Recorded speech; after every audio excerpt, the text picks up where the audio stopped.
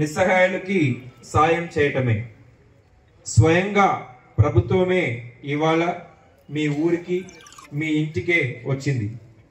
మహాలక్ష్మి రైతు భరోసా కోసం అర్హులైన ప్రతి ఒక్కరూ నుంచి దరఖాస్తులు స్వీకరిస్తుంది. ఈ మహత్తర అవకాశాన్ని మీ అందరూ సద్వినియోగం చేసుకుంటారని ప్రజాప్రభుత్వం తలపెట్టిన సంక్షేమ యజ్ఞంలో భాగస్వామి తెలంగాణ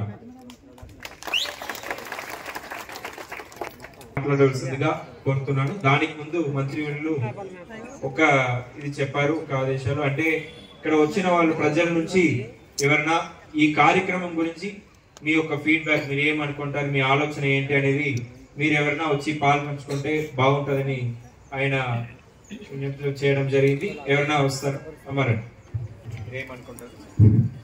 మీ అందరికీ ముందుగా నమస్కారం. విజిట్ చేసినటువంటి మన మంత్రివర్యులకు స్వాగతం. ఇకపోతే ఈ స్టేజీ మీద ఉన్నటువంటి ప్రభుత్వ అధికారులకు, పెద్దలకు, ప్రజాప్రతినిధులకు అందరికీ నా హృదయపూర్వక ధన్యవాదాలు. అదేవిధంగా తిరుమలపాలెం గ్రామ ప్రజలందరికీ కూడా నా ధన్యవాదాలు తెలియజేస్తున్నాను. మనం ఎంతో కష్టపడి ప్రభుత్వం రావడం, ఎంత కష్టపడ్డామో మాకు తెలుసు, మేము తిరిగాం కాబట్టి. అయితే మన ప్రతిఫలం మనకి ఈరోజు దక్కబోతుంది. అది ఏ విధంగా అంటే ఈ 6 గ్యారంటీల వల్ల. ప్రజాపాలన అంటే ప్రజల వద్దకే పాలన. అంటే మన ఇంటికి ఈరోజు అప్లికేషన్ ఫామ్ ఎలా వచ్చిందో ఇక మీదట మన ఇంటికే వస్తుంది అనమాట పాలన. ఏదైనా మన ఇంటికే వస్తుంది.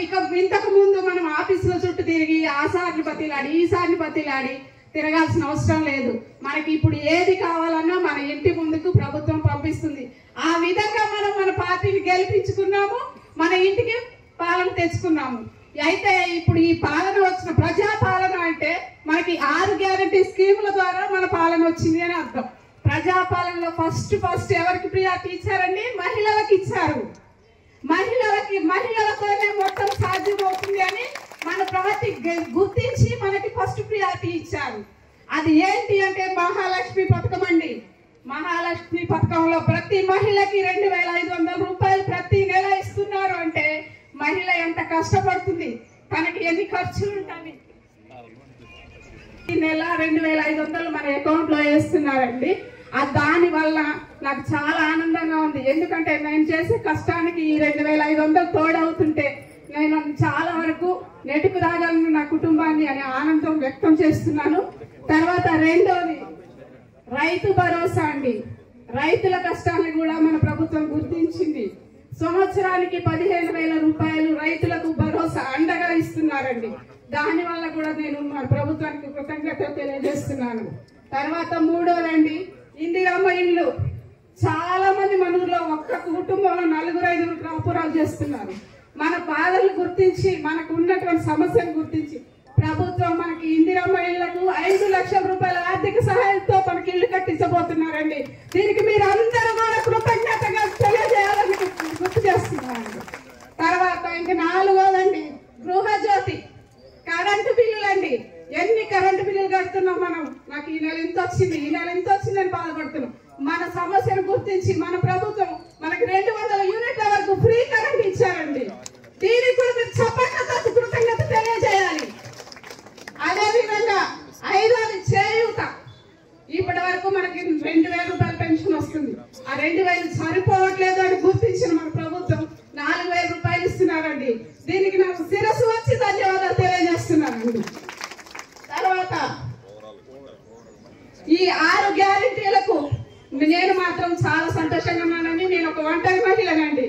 నాకు ప్రతి నెల 4,000 రూపాయలు పెన్షన్ వస్తుందంటే నేను సంతోషంగా బ్రతకడానికి నాకు ప్రభుత్వం ఆసరా ఇచ్చిందని దీనివల్ల నేను చాలా సంతోషం వ్యక్తం చేస్తున్నాను. ఈ ప్రభుత్వం ఇచ్చినటువంటి ఈ 6 గ్యారెంటీల అభయాస్తాన్ని ప్రభుత్వం మంచిగా మనందరికీ అందించాలని కోరుకుంటూ ఈ అవకాశం ఇచ్చిన మీ అందరికీ ధన్యవాదాలు తెలియజేస్తున్నాను. గౌరవనీయులు మంత్రివర్యులని మాట్లాడవలసిందిగా ఉద్దేశించి సందేశం ఇవ్వాల్సిందిగా కోరుతున్నాను.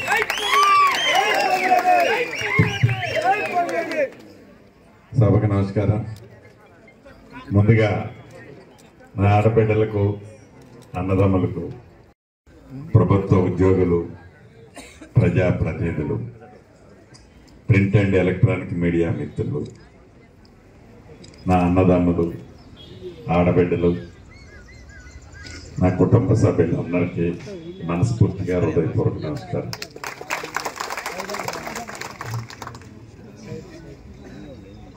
ఎన్నికల ప్రచారంలో భాగంగా ఇదే తిరుమలాయపాలెం వచ్చినప్పుడు ఆ వేదిక మీద నుంచి 6 గ్యారంటీల కార్డును మీకు చూపించి మీ దీవెళ్లతో ఇందిరమ్మ రాజ్యం వచ్చిన తర్వాత ఈ 6 గ్యారంటీల కార్డు కింద స్లిప్ ఏదైతే ఉందో ఈ స్లిప్ చించి నీకు హామీ కింద ఇచ్చి ఇందిరమ్మ రాజ్యంలో మీరు కన్న కలలు 6 కలలు 6 గ్యారంటీలు శ్రీమతి సోనియా గాంధీ గారు, రాహుల్ గాంధీ గారు, ప్రియాంక గాంధీ గారు, ఖర్గే గారు చెప్పారో వాటిని మీకు ఇస్తాము అని మాట ఇచ్చాం. ఆ మాట ఇచ్చింది లగాయితూ డిసెంబర్ 7వ తారీఖు మధ్యాహ్నం 1:04 ముఖ్యమంత్రి గారు, మంత్రులమైన మేమందరం ప్రమాణ స్వీకారం చేసిన 2 గంటల లోపే కేబినెట్ మీటింగ్ పెట్టుకొని ఏదైతే ఎన్నికల్లో వాగ్దానం చేశామో మొదటి సంతకం 6 గ్యారెంటీల మీదనే సంతకం పెడతామని ముఖ్యమంత్రి గారు చెప్పారు. చెప్పిన దాంట్లో భాగంగా మొదటి 2 గంటల్లోనే 6 గ్యారెంటీలకి భద్రత కల్పించే అంశం మీద కేబినెట్ లో చర్చించి తీర్మానం చేసి సంతకం పెట్టుకోవటం జరిగింది. సంతకం ఏదో తెల్ల కాగితాన్ని నల్ల కాగితం చేసినట్లు కాకుండా